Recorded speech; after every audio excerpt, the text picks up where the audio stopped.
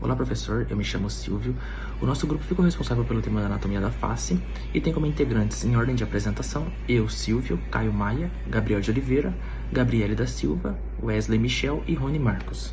Quanto à ordem de apresentação dos temas, a gente optou por iniciar pelos ossos da face, seguida dos músculos da face, nervos, artérias e veias, drenagem linfática e anatomia da superfície. Olá, professor, eu fiquei responsável pelo tema dos ossos da face.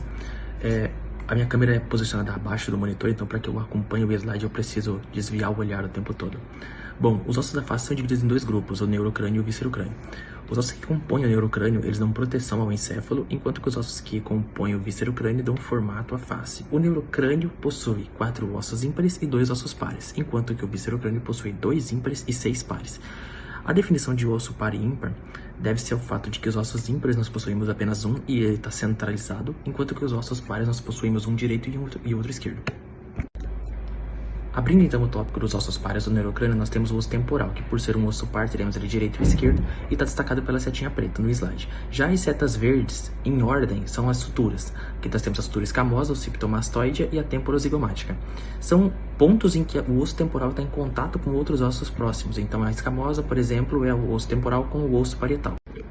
Aqui a gente pode observar o osso parietal, que também é um osso par do neurocrânio, e ele está destacado pelas setas na cor preta, enquanto que as setas verdes indicam as suturas, que, em ordem, temos a sutura sagital, que comunica os dois ossos parietais, a sutura lamboide, que comunica o occipital com o parietal, a coronal, que comunica o frontal com o parietal, a esfenoparietal, que comunica o esfenoide com o osso parietal, e a escamosa, que já foi dito anteriormente. Iniciando então os ossos ímpares do neurocrânio, nós temos o osso frontal, etimoide, esfenoide e occipital. Começando pelo frontal, é um osso da parte anterior da cabeça e está destacado pela seta preta novamente, enquanto as setas verdes destacam as principais suturas. Em ordem, temos a sutura coronal, que já foi dita anteriormente, a frontoesfenoidal, que comunica o osso frontal com o osso esfenoide, a frontozigomática, que é o osso zigomático da face com o osso frontal, a frontoetimoidal, que vai estar ligando o osso etimoide também ao frontal, e a frontonasal, que comunica os ossos nasais ao osso frontal. Aqui nós temos o osso etimoide, que também é um osso ímpar do neurocrânio, e é um osso que contribui para delimitar as regiões da órbita, da cavidade nasal e do septo nasal. Aqui nós temos o osso esfenoide, que é um osso que tem um formato semelhante a uma borboleta com as asas abertas, e ele está indicado pela setinha preta. Enquanto que as setas verdes indicam as suturas, e na setinha de número 1 nós temos o contato entre o osso parietal com o osso esfenoide, que é a sutura esfenoparietal. Nós temos na setinha 2 o osso frontal com o osso esfenoide, que é a sutura esfenofrontal. E na setinha 3 nós temos o osso esfenoide com o osso temporal, que é a sutura esfenoescamosa. Para finalizar então os ossos ímpares do neurocrânio, a gente tem o osso occipital, que é um osso localizado na parte posterior da cabeça e está indicado pela setinha preta. Já as setas verdes novamente indicam suturas. Essas suturas já foram comentadas anteriormente, mas a setinha de número 1 indica a sutura lamboide, que é a do occipital com o parietal, e a setinha de número 2 indica a sutura occipitomastoide, que é a do osso occipital com o osso temporal. Iniciando os ossos ímpares do viscerocrânio, nós temos a mandíbula e o vômer. A mandíbula está indicada pelas setas, é um osso dividido entre corpo e 2 ramos, então o corpo está indicado pela seta preta, enquanto que os ramos pelas setas verdes, e o ponto de junção entre essas partes é no ângulo da mandíbula, que está indicado pela setinha azul. Dando continuidade, nós temos o vômer, que é um outro osso ímpar do viscerocrânio. É um osso bem central que se articula com o palatino, com o etimoide, esfenoide e o maxilar. E ele é um osso que serve para dividir a cavidade nasal em 2 lados simétricos. Seguindo aqui com os ossos pares do viscerocrânio, indicado pelas setas azuis nós temos as conchas nasais inferiores, indicado pela seta preta nós temos os ossos nasais, que na sua parte inferior vão se conectar com a cartilagem nasal e vão formar o nariz, e indicado pela setinha verde, novamente nós temos uma sutura que já foi comentada anteriormente, que é a sutura frontonasal. Continuando, nós temos o osso maxilar, que similar ao parietal, ele é direito e esquerdo e ele conecta um com o outro. Então, ele aparenta ser um único só na imagem. Ele se conecta com estruturas como, por exemplo, o osso nasal, o etimoide, o lacrimal, que não dá para enxergar aqui direito na imagem, mas ele se conecta também lateralmente ao zigomático e uma parte dele forma uma estrutura chamada de processo palatino, que é popularmente conhecido como céu da boca, além também de formar a arcada dentária superior. Dando seguimento, nós temos o osso zigomático, que é um osso que dá um formato à face, que é popularmente conhecido como a maçã do rosto, e está indicado pela seta preta. Nós temos duas suturas indicadas na imagem. Uma já foi comentada, que é a sutura zigomático frontal ou frontozigomática, que é a 1, e a 2 é a sutura zigomático maxilar, que está conectando o osso zigomático com o osso maxilar comentado anteriormente. Aqui nós temos o osso lacrimal. É um osso frágil e dos que compõem a face é um dos menores, e ele serve como um local de inserção para o músculo orbital do olho. Bom, para finalizar então os ossos da face, restou o osso palatino, que é o último dos ossos pares do víscero-crânio. Ele está indicado pelas setas pretas, e na imagem a gente consegue destacar ali duas setas verdes, que são as duas suturas. Então, a primeira setinha é a palatina mediana e a segunda setinha é a palatina transversa. Essa sutura palatina transversa é a que conecta o osso palatino, que está na parte inferior aí da imagem, com o processo palatino do osso maxilar, que foi comentado anteriormente, que está na parte superior da imagem. E dos ossos era somente isso que tinha a comentar, e muito obrigado. Olá, professor, eu me chamo Caio Maia e eu vou dar prosseguimento na apresentação. Logo após ter olhado os ossos da face, eu vou comentar sobre os músculos da face. E eles são divididos em 4 grandes grupos musculares: o grupo muscular epicraniano, o circunorbital e palpebral, o nasal e o bucolabial. Iniciando pelo muscular epicraniano, a gente vai ter que eles são formados por 2 músculos e uma aponeurose epicraniana. O músculo occipitofrontal ele vai ser dividido em 2 ventres, o ventre frontal e o ventre occipital, que são ligados pela aponeurose epicraniana. E temos também na lateral cranial o músculo temporoparietal. E os 3 em conjunto, a aponeurose, o occipitofrontal e o temporoparietal, vão ter a função de movimentação do couro cabeludo. Dando prosseguimento, então, o segundo grupo muscular é o circunorbital e palpebral, que ele vai ser composto por 3 músculos: o orbicular do olho, o corrugador e o depressor do supercílio. O orbicular do olho ele vai ter a função de fechar as pálpebras e vai ser formado por 2 partes. A mais próxima dos olhos vai ser a parte palpebral e vai ter a função de fechar as pálpebras de maneira mais suave, como por exemplo, reflexo, você vai fechar rápido, só que não vai ser forte. E temos a segunda parte, que é a parte mais externa, é a parte orbital do orbicular do olho. E essa vai ter a função de fechamento das pálpebras de maneira mais vigorosa e forte. Como, por exemplo, você querer, por maneira voluntária, deixar os olhos fechados. Então, você vai fazer bastante força e daí o olho vai ficar, as pálpebras ficarão fechadas. Temos também o corrugador do supercílio e o depressor, que vão ter basicamente a mesma função, porém a diferença mínima entre eles é que o corrugador vai trabalhar de maneira medial na sobrancelha, enquanto que o depressor vai trabalhar mais inferiormente, vai puxar a sobrancelha para baixo. Dando prosseguimento, o terceiro grupo muscular é o grupo muscular nasal. Ele vai ser composto também por 3 músculos, o próstero nasal e o abaixador do septo nasal. O próstero ele vai ter uma função dupla, que ele vai atuar tanto abaixando o supercílio quanto enrugando a pele sobre o dorso do nariz. Quando é feita a seguinte expressão facial, é possível notar que o supercílio ele vai para baixo e a pele do dorso do nariz ela vai ficar enrugada. Já o nasal ele está na lateral do nariz, na cavidade nasal, e ele vai ter a função de dilatar e comprimir as narinas. E o abaixador do septo nasal, ele vai, como o próprio nome indica, abaixar o septo nasal e também vai ter a função de dilatação das narinas. Dando prosseguimento, ao quarto e último grupo, é o maior, é o mais extenso, com mais de 10 músculos, é o grupo muscular bucolabial. Começando pelo levantador do lábio superior e da asa do nariz, ele vai ter a função tanto de dilatação das narinas, porque ele está na lateral do nariz, quanto de levantar o lábio superior. E em sequência temos o levantador do lábio superior, que tem a função de levantar o lábio superior, só que além de levantar o lábio superior, ela vai ter a função também de inverter, ou seja, ele vai criar um certo ângulo. Quando você vai beijar, você faz o famoso biquinho, você pode ver que ao levantar, ele não só levanta, como também cria uma curvatura no lábio superior. Na sequência, temos o levantador do ângulo da boca, que vai levantar essa parte, como por exemplo quando você sorri. O zigomático maior e menor, eles também terão a mesma função de levantar o lábio superior, só que além disso ele também levanta o ângulo da boca de forma lateral. E o risório, que o nome já dá uma indicação do que ele é, ele vai também atuar no ângulo da boca, só que ele vai estar mais lateralmente. Então, se você juntar o levantador do ângulo da boca, os zigomáticos e o risório, você tem o sorriso, porque um vai puxar ele lateralmente e o outro vai elevar o sorriso. E o orbicular da boca, ele vai ter a função de movimentação dos lábios, uma movimentação coordenada dos lábios, como por exemplo, um assobio, que vai fazer um movimento circular com os lábios. Outro exemplo é quando você vai beijar, que você vai ter uma eversão dos dois lábios, vamos fazer o biquinho, né? E também temos o bucinador, que o bucinador ele vai ser um músculo da bochecha que vai estar em contato direto com os dentes, vai ter uma compressão ali da bochecha contra os dentes. Isso é importante na mastigação para que o alimento ele fique no centro da boca, ao invés de ficar entre o dente e a própria bochecha. Finalizando então o último grupo muscular, o buco labial, que é o mais extenso, a gente tem um abaixador do ângulo da boca, que ele vai baixar o canto da boca e lateralizar a abertura bucal. Temos o abaixador do lábio inferior, que ele vai mover para baixo e lateralmente o lábio inferior e também vai ter a mesma função de eversão, que é criar uma curvatura no lábio inferior. E por fim, temos o músculo mentual, ele tem a função de elevar o lábio inferior.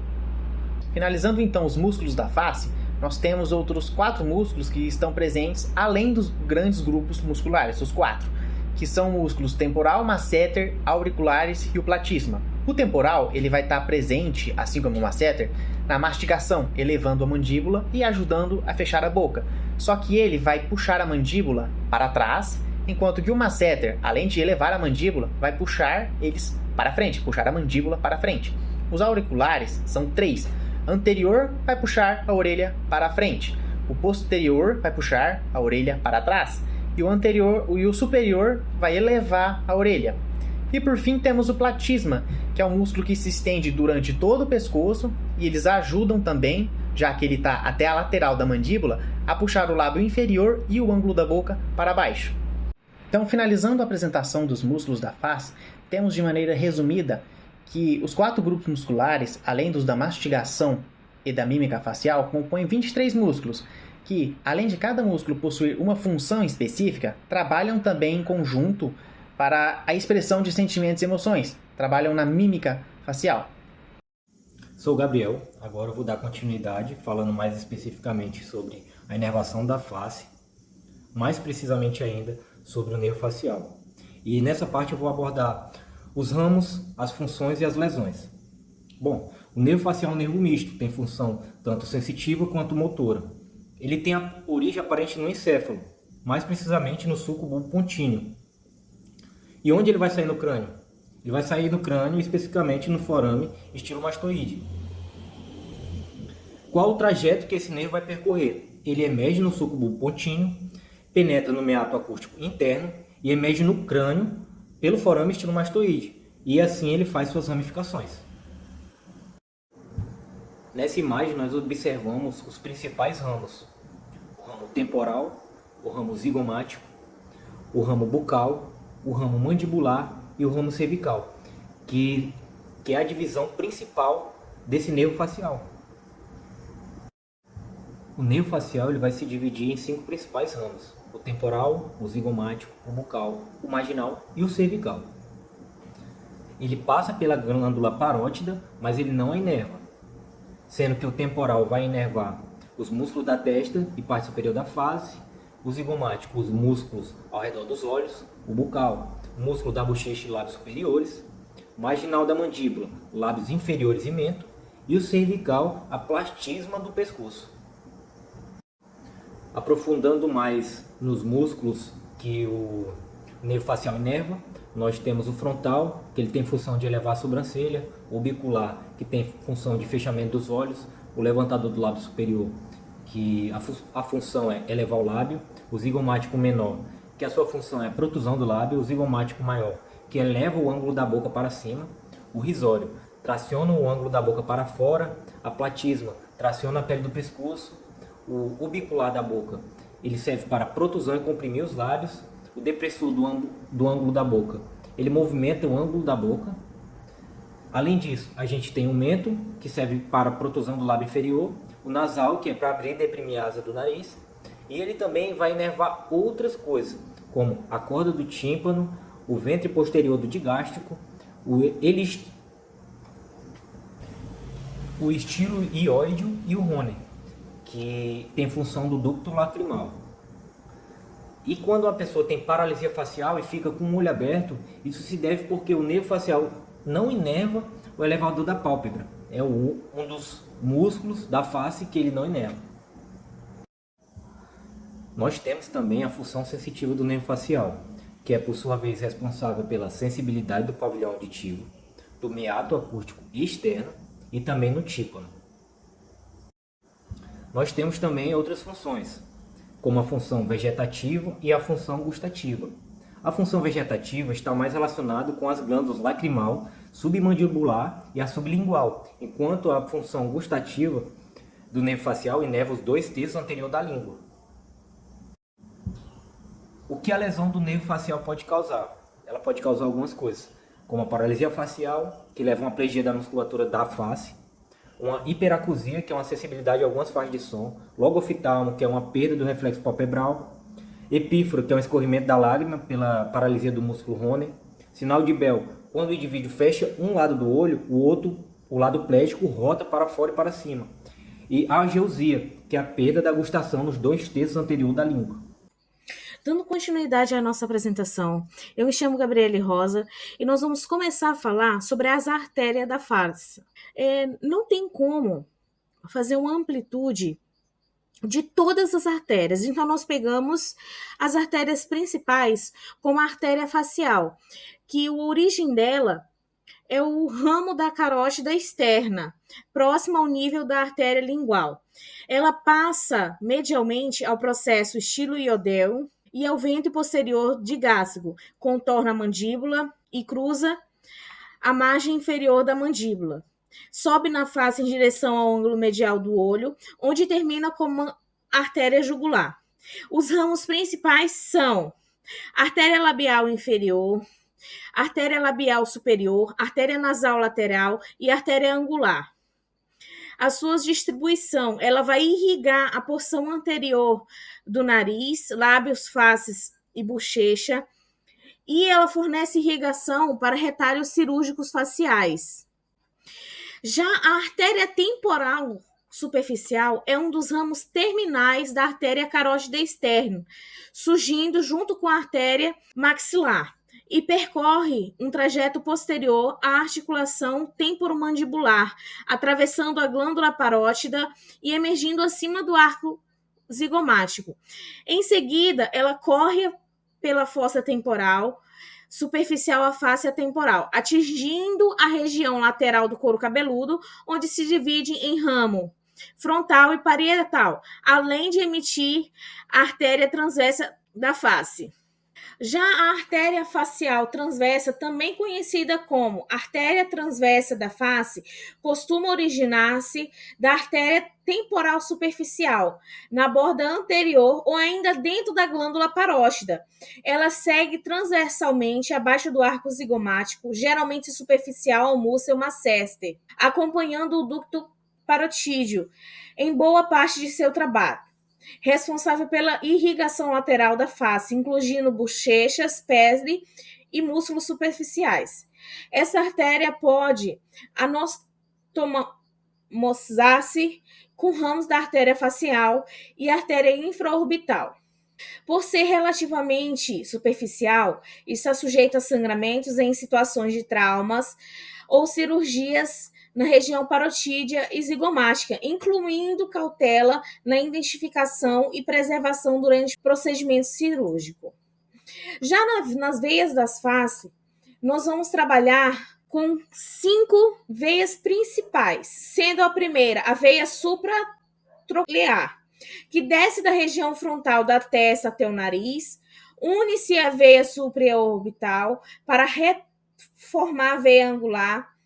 A veia supraorbital, que origina-se na região frontal e passa medialmente para unir-se à veia supratroquear, envia ramo pela incisura supraorbital para se unir à veia oftálmica superior. Nós também temos, claro, a veia facial, que são 2 veias que fornecem a principal drenagem venosa e segue o trajeto da artéria facial drenagem direta ou indiretamente na veia jugular interna. Comunica-se com o plexo venoso e o seio cavernoso pela veia oftálmica superior. A veia temporal superficial drena o couro cabeludo e a região frontal. Une-se à veia maxilar para formar a veia retromandibular. A veia retromandibular desce pela glândula parótida, envia o ramo para a veia facial e une-se à veia auricular posterior para formar a veia jugular externa. Olá, meu nome é Wesley Michel e vou dando continuidade ao nosso trabalho sobre a anatomia da face, vou falar agora um pouco sobre o sistema linfático da face. Para poder explicar como se dá o funcionamento do sistema linfático da face, primeiramente a gente tem que entender o que é a linfa. A linfa é um fluido claro e ligeiramente amarelado que circula pelos vasos linfáticos. Ela se origina do líquido intersticial, que é o fluido que preenche os espaços entre as células. Esse líquido é coletado pelos capilares linfáticos e transportado como linfa através do sistema linfático. A linfa contém água, proteínas, lipídios, glóbulos brancos e resíduos metabólicos. Falando sobre as funções da linfa, podemos citar aqui 4 funções principais da linfa. A primeira função que nós podemos citar é a remoção dos resíduos, já que a linfa atua removendo toxinas, resíduos metabólicos e células mortas dos tecidos. Outra função da linfa é o transporte de nutrientes, onde ela auxilia na distribuição de nutrientes e oxigênio para as células. Temos também a defesa imunológica, muito associada ao sistema linfático. Nesse sentido, a linfa transporta os linfócitos, que são essenciais para combater infecções e doenças.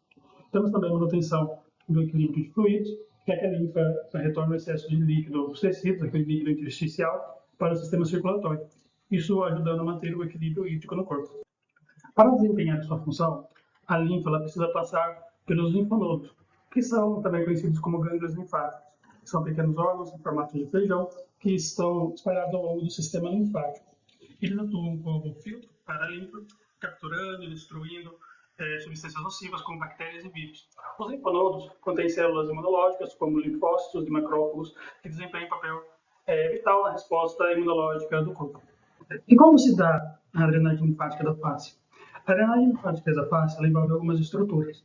Os vasos linfáticos da face drenam a linfa para os linfonodos submentuais, submandibulares e pré-auriculares, antes de seguir para linfonodos maiores na região cervical. Esses linfonodos atuam como filtros primários da linfa que circula pela face. O trajeto do fluxo linfático. Ela passa primeiramente pela região central da face, nariz, bochechas e lábios, e a linfa flui para os linfonodos submandibulares e em menor grau para os submentuais. Na região lateral da face, na região da pálpebra, na região da têmpora, a linfa é drenada para os linfonodos pré-auriculares, nessa região próxima aqui. Na região inferior da face, queixo, nessa parte de baixo aqui, a drenagem ocorre para os linfonodos submentuais e submandibulares. Alguns fatores influenciam o fluxo linfático, como, por exemplo, a drenagem ela é passiva e dependente de movimentos corporais, contrações musculares e respiração profunda.